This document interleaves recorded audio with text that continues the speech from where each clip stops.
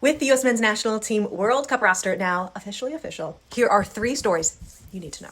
Goalkeeper Matt Turner is one of the most unlikely success stories in American soccer. A self-proclaimed late bloomer, he didn't start playing organized soccer until he was 16. He actually grew up playing baseball. It took the World Cup in 2010 in South Africa for him to see the magic of the game.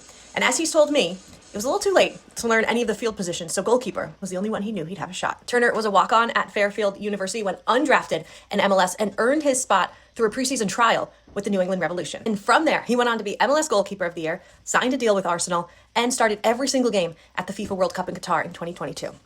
And now, after stops at Nottingham Forest, Crystal Palace, he's back in MLS with the Revs, looking to reclaim that number 1 spot from Matt Freese. And yes, that's his real name. Next up, a fixture in the U.S.'s starting 11, and that is Timothy Weah, his nickname, the Prince of Monrovia. His bloodline is that of royalty, and not just in soccer. His father, George Weah, won the Ballon d'Or in 1995, the award given to the best player on the planet, and to this day, he remains the only African-born player to ever receive the award. George Weah, when he retired, got into politics, and eventually became the president of Liberia.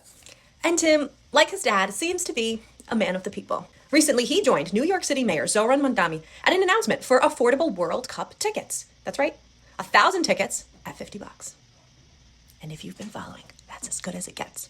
Weah has been one of the few national team players willing to talk about the hot topic, that is ticket prices. Number 1 has to be the U.S.'s number 1 player, Captain America himself, Christian Pulisic.